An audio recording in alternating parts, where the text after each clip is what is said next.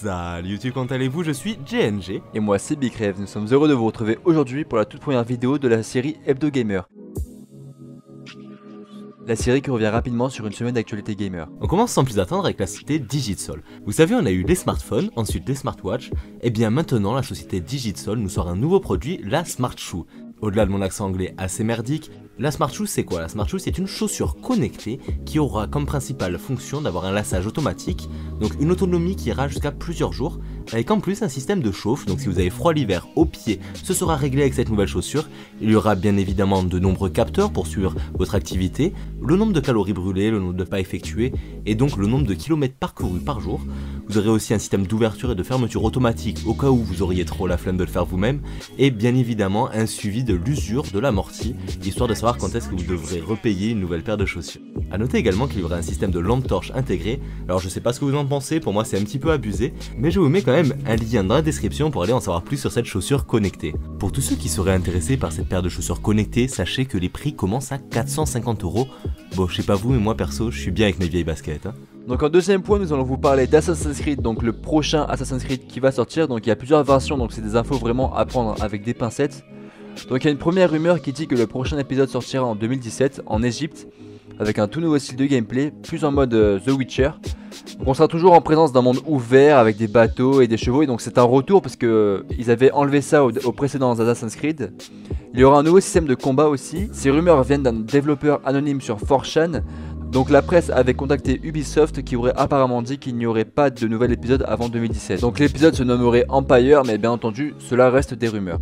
Plus récemment, une deuxième rumeur est sortie, un autre développeur, de nouveau anonyme, a démonté l'information précédente. Alors selon lui, le prochain opus sera bel et bien pour 2016, et non pas 2017 avec toujours aucune date officielle venant de Ubisoft cependant. Cet épisode se déroulerait durant la chute de l'Empire Séleucide. Bon, rassurez-vous, moi non plus je ne savais pas ce qu'était cet empire avant le début de la vidéo, donc je vous fais un petit topo. C'est un empire syro-iranien, formé de la majeure partie des territoires orientaux conquis par Alexandre le Grand. Ça va en gros de la Syrie à l'Inde, et ça se tenait entre 305 et 64 avant Jésus-Christ. Donc ça c'est pour avoir un petit peu un repère spatio-temporel de ce que serait, selon cette personne, le nouvel opus. On peut citer la traduction de ce qu'aurait dit ce pseudo-développeur, car ce n'est toujours qu'une rumeur.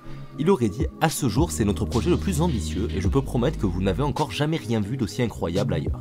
Il s'agit d'un jeu totalement différent. » Cela confirme bien les infos tirées de la première rumeur qui disait que le système de jeu serait complètement nouveau.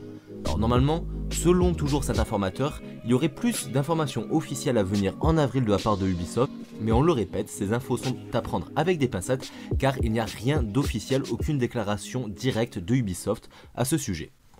Donc en troisième partie de la vidéo, on va vous parler de Star Wars. On sait que ça peut attirer des gens et ça peut aussi en faire fuir, mais avec en ce moment l'arrivée du dernier film, on sait que ça va plus faire attirer de nouvelles personnes que d'en faire fuir. Donc il y a eu d'annoncer 5 prochains films durant les 5 prochaines années. Donc le premier épisode sortirait normalement le 14 décembre 2016, donc à la fin de cette année, et expliquerait comment la princesse Leia, R2-D2 et les autres ont réussi à obtenir les plans de l'étoile noire dans Star Wars épisode 4. Donc ça date quand même d'un certain moment. Le deuxième épisode qui sortirait le 26 mai 2017 serait donc bien entendu la suite de la trilogie, donc du premier épisode qui est sorti en décembre 2015. Donc à suivre. Le troisième épisode serait Star Wars Anthology avec Han Solo. Donc il sortira le 25 mai 2018 et raconterait comment Han Solo est devenu contrebandier. Donc voilà, c'est un petit peu un spin-off encore une fois de la vie d'Han Solo avant de le connaître. Le quatrième épisode donc serait donc la suite de la trilogie, donc avec un combat contre la résistance de Kylo Ren et Snoke.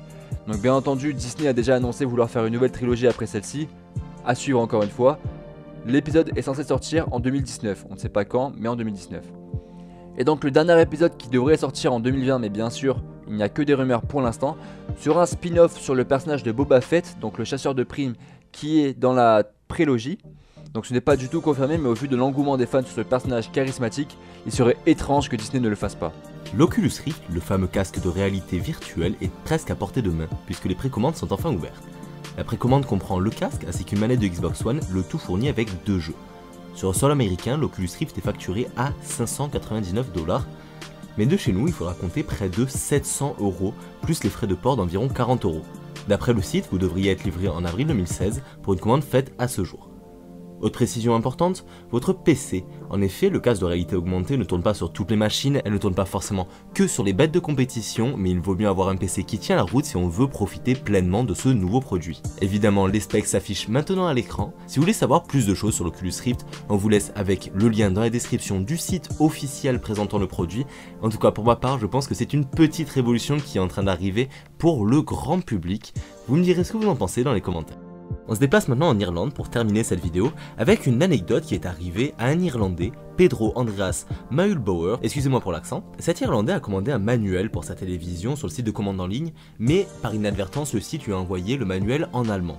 Il s'est alors à nouveau rendu sur Amazon pour faire part de son mécontentement dans les commentaires, et c'est ainsi que lors de sa commande suivante, il reçut une petite surprise de la firme qui lui a envoyé un vibromasseur géant appelé le Hulk à titre d'excuse.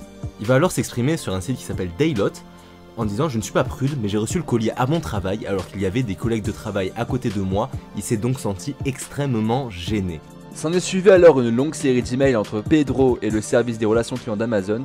Le site a avoué à son client qu'il ne savait pas comment cette blague aurait pu se mettre en place et qu'il était maintenant nécessaire de déterminer la responsabilité de l'entreprise. Quoi qu'il en soit, Pedro a d'ores et déjà reçu un chèque cadeau de 100 € à titre compensatoire, mais il n'a pas avoué avoir retourné le sextoy. Et si c'était finalement un bon cadeau ? Donc merci tout le monde d'avoir regardé la vidéo, sachez que c'est le premier épisode donc je prends le temps de faire une petite ellipse pour vous demander des commentaires, des retours, des avis, des critiques, on accepte vraiment tout, on prend tout en compte. Pour s'améliorer et produire un travail de qualité, n'hésitez pas à vous abonner à la chaîne si l'épisode vous a plu, et vraiment à nous dire ce que vous en avez pensé, si vous avez des choses à nous dire, des choses qui ne vous ont pas plu, des choses qui vous ont plu, des choses que vous aimeriez retrouver, des choses que vous aimeriez changer, vraiment, cette chaîne est la nôtre, on fournit ce travail pour vous, donc n'hésitez pas à nous dire ce que vous avez ressenti par rapport à cet épisode, et si ce format d'Hebdo Gamer vous plaît. Sur ce, ciao tout le monde, et à bientôt sur BunProfDFR.